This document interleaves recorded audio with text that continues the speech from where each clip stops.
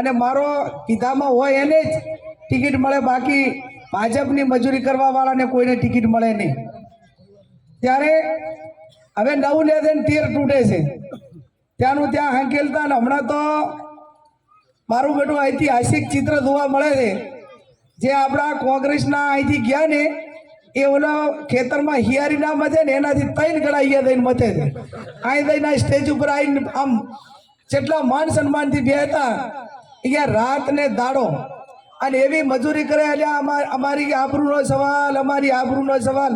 અને આપણે ચો તમારે વ્યવહાર કરવાના હતા, તમારી આબરૂ દાતીરી અને તમે પોતે લડતા હેઠળે નથી દાતીરી, તો હવે પાટણ માટે કરીને તમારી આબરૂ કેટલી દાતી રહેશે? એ જેટલા ગયા ચૂંટણી લડીને ગયા છે, એ જીત્યા એ ચૂંટણી હાર્યા ને એટાણે લડતા તેટાણે એમ કીધું ને કે અમારી આબરૂ થાય છે, તો આપણે બધાની જવાબદારી થાય. પણ આ તો પાટણ જિલ્લા માટે કરીને એમ કે જેને કઈ લેવા દેવા ના હોય અને એમ કે અમારી આબરૂ રાખજો, અમારી આબરૂ રાખજો. અને પાછા જેવા આગેવાનો આપણે સા માગા ને દૂધ આપા, વડીલ વડીલ, સાહેબ સાહેબ, તમે કોઈ એમ જ. અને એ ભાજપ વાળા આપણા આગેવાનોને કોંગ્રેસમાં હતા એટલી ઘણા આ ભ્રષ્ટાચારી છે, આ નકામો છે, આ કોઈ કામના બધા પ્રકારના જેટલા આરોપો લગાવવા હોય ને એ તમામ પ્રકારના આરોપો આપણી પાસે હતા એટલી વાર લાગતા હતા. અને હવે રૂપસિંહભાઈ જેવા અહીંયા ગયા ને એવા ગંગાદળે નવરાઈ અને હવન કરીને માથે દૂધનો અભિષેક કરી અને આ તો કે હોના દેવા છે. આપણે એક નાના મોટા હગુવાલું કર્યું હોય ને તો તેને આપણે હગાને હારો કીધો હોય ને એને આપણે ખોટો નહીં કહેતા કે દે દે, પણ હગો એ હગો છે. આ 3-4 લાખના પ્રજાના પ્રતિનિધિને 3-4 લાખ પ્રજાના પ્રતિનિધિને બે ફાર્મ બોલે અને એના માણસો પાછા એકબીજા માટે વખાણ કરે.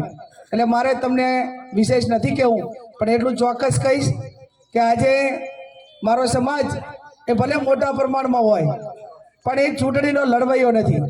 આ ચૂંટણી મારે 18 આલમ જે વર્ષોથી જાગીરદાર સમાજ, રાજપૂત સમાજ, રબારી સમાજ, તમામ જે ચૂંટણીના લડવૈયા સમાજ છે એ સમાજને આ ચૂંટણીનું મેનેજમેન્ટ કરવાનું છે. દલિત હોય, રબારી, ઠાકોર, લઘુમતી, આપણી પાસે વોટ બેંક મોટા પ્રમાણમાં છે, આદિવાસી, પણ એને મતમાં કન્વર્ટ થાય એ ખૂબ જરૂરી છે.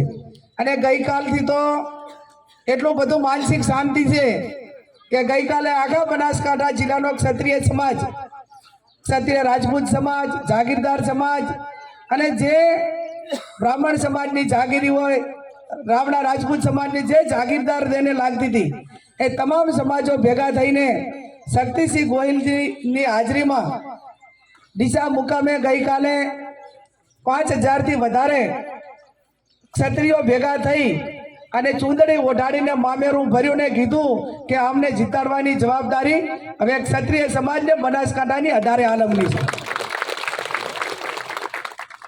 આવડું મોટું સમર્થન જ્યારે ક્ષત્રિય સમાજને એની સાથે સંકળાયેલા તમામ સમાજ આપતા હોય ત્યારે એ પ્રેમ સ્નેહના લાગણીના અમે ઋણી છીએ.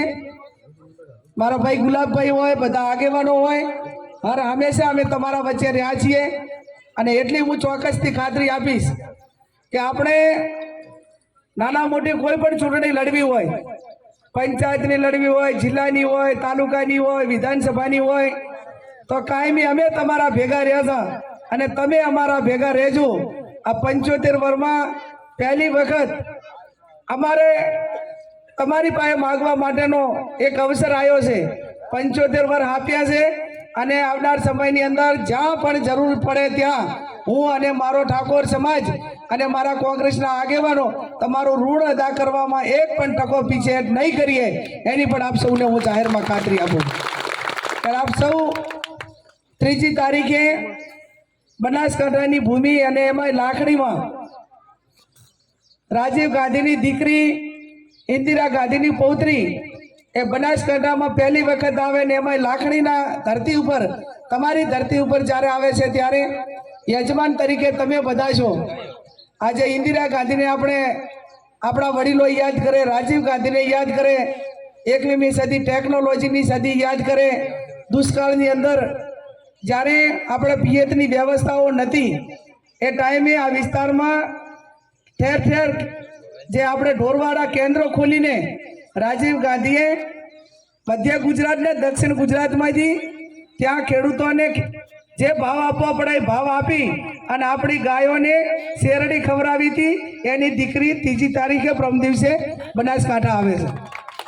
અને એ દીકરી જ્યારે પહેલી વખત તમારી બેન દીકરીને આશીર્વાદ આપવાની તમને વિનંતી કરવા માટે આવવાની હોય ત્યારે એની હાજરી ત્યાં એના આપણે એમાં મોટી સંખ્યામાં હાજર રહીને એને પ્રેરણા પૂરી પાડીએ અને પ્રિયંકાજીને ખાતરી આપીએ કે અમારી બનાસની બેન ગેની બેનને જીતાડીને બનાસકાંઠાની સીટ એ તમારા ખોળે ધરશું એવું આશ્વાસન આપવા માટે પણ આપ ખૂબ મોટી સંખ્યામાં પ્રમ દિવસે ત્યાં પધારજો.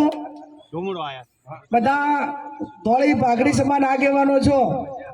એક દિવસ તડકો છાયો ખમજો પ્રમ દિવસે અને એટલા માટે તમારી હાજરી જરૂરી છે.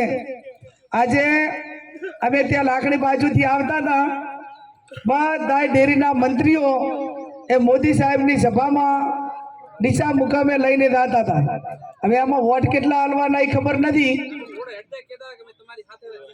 અને દાદા થઈને કહેતા હતા બેન ચિંતા ના કરતા અમે તમારી હાથે કહીએ છીએ. આ મંત્રી લઈ જાય છે ને અમારે ધાવવું પડે છે વોટ અમે તમને. હવે આમાં શું એમાં શું વળ્યું કહો?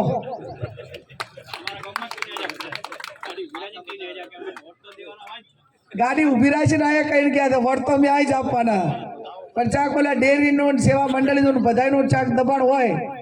અમારા મારા પોતાના ગામમાં અમે પછી નક્કી કરેલ છે એ પછી ને દાવાનું બોલાવે ત્યાં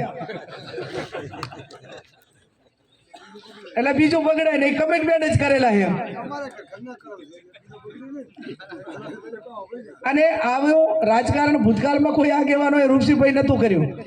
આ પરથીભાઈ આટલા વર્ષ ચેરમેન રહ્યા, તમને સાધારણ સભા હોય તો બોલાવે, બાકી કોઈ દાડો ભરમાં 4 વખત એમને પોતાને વોટ લેવા માટે કરીને કે કોઈ પાર્ટીને મદદ કરવા કોઈથી ડેરીનો ઉપયોગ કોઈ આગેવાને કર્યો હોય તો મને બતાવો.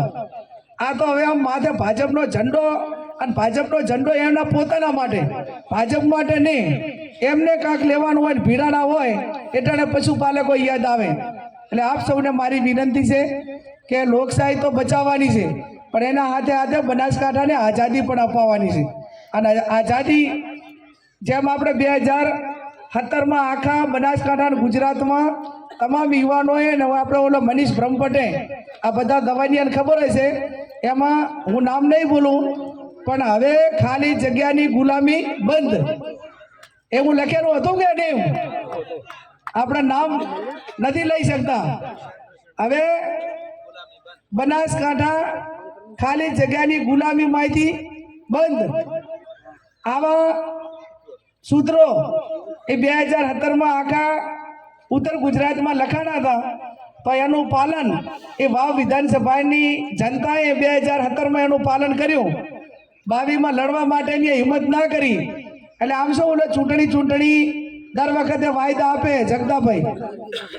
5000 ને નોકરીના વાયદા 2017માં વાવમાં આલ્યા, 5000 ની નોકરીના વાયદા 2022માં થરાદમાં આલ્યા અને હવે નવા વાયદા પાછા ચાલુ થશે આમાં.